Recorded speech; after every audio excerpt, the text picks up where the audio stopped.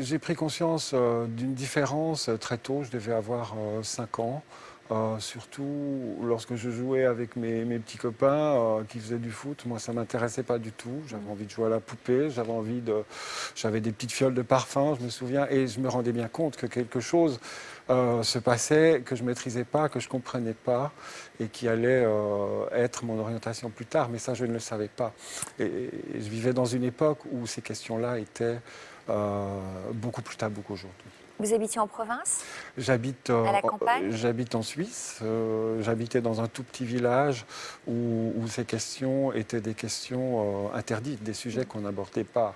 Plus Euh, facile peut-être dans un univers citadin? Peut-être que ça l'aurait été parce que j'aurais peut-être pu passer plus inaperçu, mais dans le petit village où j'habitais, il y avait 1 millier d'habitants, donc tout se savait, tout s'observait et c'était très difficile.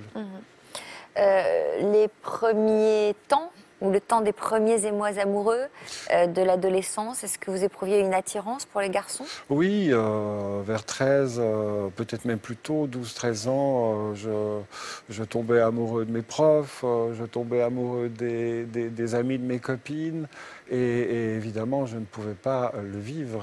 Non seulement je ne pouvais pas le vivre, mais je ne pouvais pas en parler.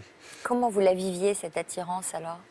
D'abord, j'étais dépassé, hein, c'était les premières pulsions sexuelles, les premiers désirs, l'ouverture à la sexualité. Et à ce moment-là, j'avais l'impression d'être un monstre, tout simplement.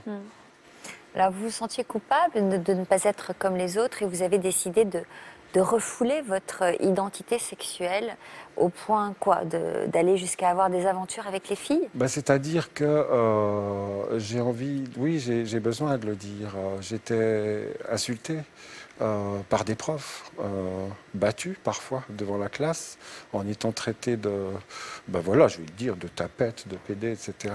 Je ne savais même pas de quoi il s'agissait. Mais pourquoi il vous avait stigmatisé alors que vous ne le montriez pas? Parce que j'étais un enfant turbulent, mais je pense que le fait d'être turbulent, c'était aussi la cause de ne pas être accepté et de ne pas comprendre ce qui se passait. Mais vos profs se rendaient compte que vous aviez des attitudes différentes par rapport à vos petits Oui, copains? peut-être. Bon, je ne suis pas particulièrement efféminé, encore que si je l'étais, ça ne me poserait pas de problème. Mais quand j'étais enfant, parce que vous voyez, quand on est un jeune enfant et puis qu'on a une orientation qui va se déterminer plutôt vers l'homosexualité, on est tellement sous des pressions, sous le regard des autres, qu'on va se mettre dans l'enveloppe d'une personne qui n'est pas homosexuelle. Donc on va apprendre à ne pas être homosexuel. Ouais. Et c'est ce qui m'est arrivé.